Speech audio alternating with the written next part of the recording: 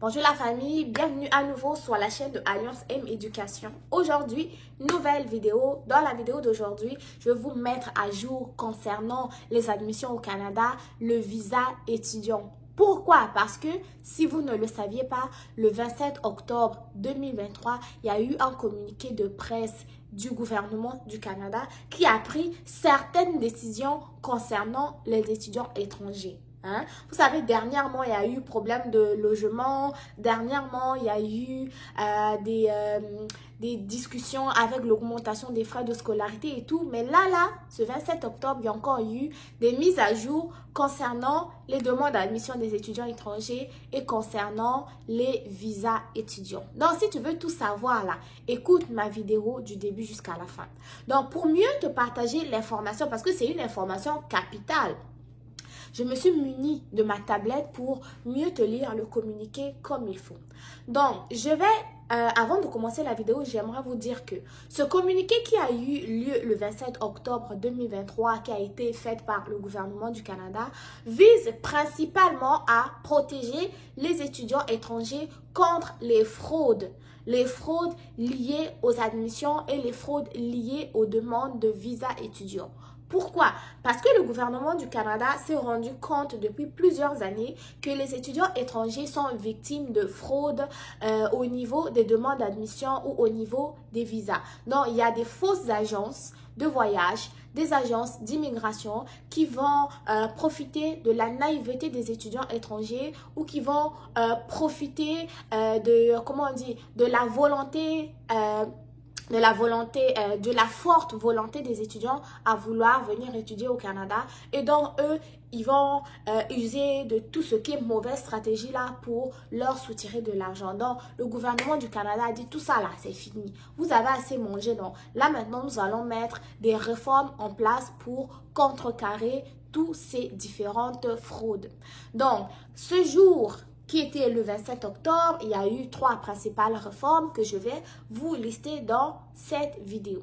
Donc, la première réforme, de quoi est-ce qu'il s'agit? Il s'agit que à partir de ce 1er décembre 2023, je fais cette vidéo en date du 2 novembre 2023.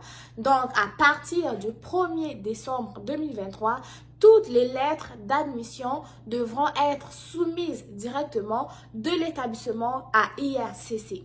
Je m'explique parce que tu vas sembler un peu perdu. Ça veut dire quoi? Ça veut dire que lorsque tu fais ta demande d'admission là, et que tu as obtenu l'admission, tu sais que l'établissement d'enseignement va t'envoyer la lettre d'admission par courriel, ou si c'est une agence qui a fait ton admission, ils vont envoyer la lettre d'admission au niveau de l'agence.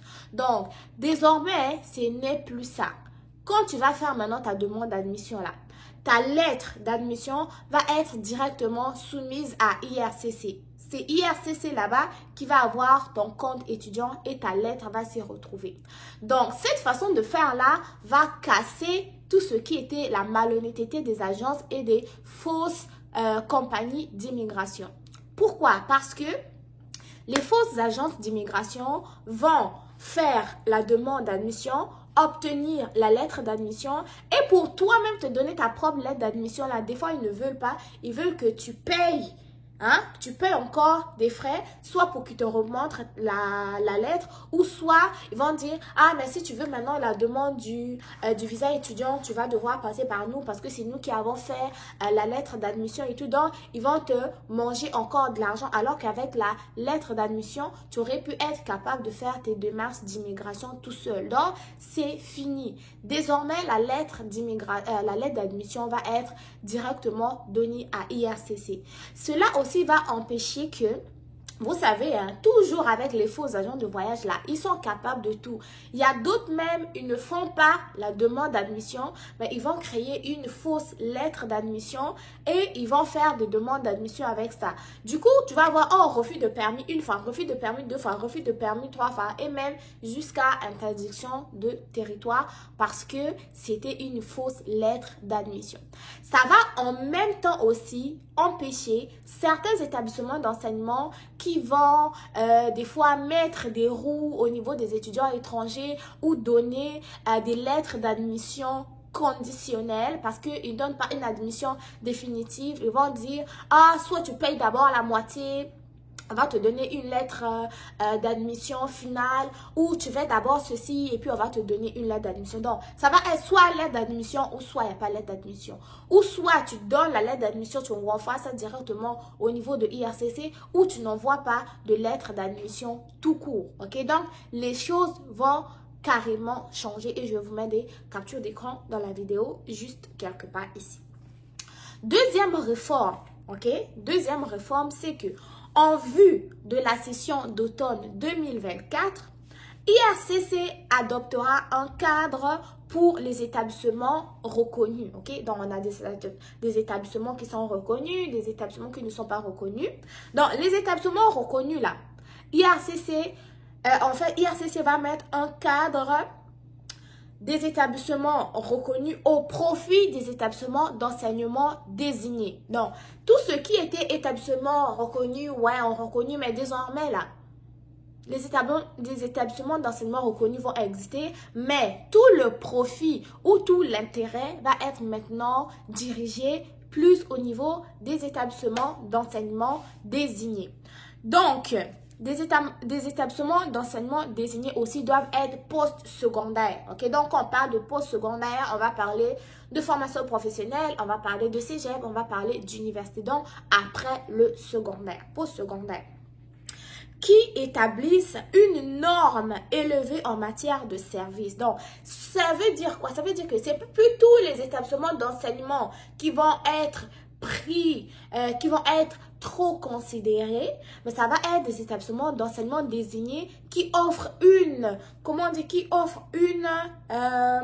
norme plus élevée en matière de services, de soutien et de résultats pour les étudiants étrangers. Donc, désormais, les établissements d'enseignement, là, ils devront se surpasser parce que ceux qui vont exceller en matière de services, d'accompagnement et de soutien aux étudiants étrangers, ça va être eux qui vont être privilégiés. Ça va être quoi ce privilège? Ce privilège va être que ces établissements d'enseignement désignés bénéficieront par exemple du traitement prioritaire de permis d'études pour les demandeurs qui prévoient fréquenter ces établissements. Donc, je récapitule encore.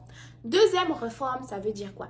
Dans la deuxième réforme, c'est que le gouvernement du Canada va accorder une importance plus élevée au niveau des établissements d'enseignement désignés qui offrent des normes plus élevées en matière de services, en matière de soutien et d'accompagnement au niveau des étudiants étrangers. Donc, ces établissements d'enseignement vont pouvoir bénéficier d'un traitement prioritaire de permis d'études à leurs étudiants étrangers. Ok, donc ça veut dire que il va y avoir certains établissements qui vont être prioritaires, d'autres qui ne seront pas prioritaires, mais pour l'instant on ne sait pas quel établissement exactement, mais on sait que ce sont des établissements d'enseignement désignés. Troisième réforme, nous n'avons pas, comment on dit, beaucoup d'informations encore là-dessus, mais je vais vous lire quand même ce que Immigration Canada a dit à propos de la troisième réforme. Donc, pour la troisième réforme, Immigration Canada stipule que dans les mois à venir, IRCC achèvera l'évaluation des critères du programme de permis de travail pour diplôme. Donc, la troisième réforme concerne le permis de travail post-diplôme. Et commencera à mettre en place des réformes afin de mieux l'adapter aux besoins du marché du travail canadien, ainsi qu'aux objectifs régionaux et francophones en matière d'immigration. Ça veut dire que dans les mois à venir, ils vont réévaluer les critères du permis de travail post-diplôme pour l'adapter aux besoins du marché du travail canadien et aussi l'adapter aux objectifs régionaux, francophones et en matière d'immigration.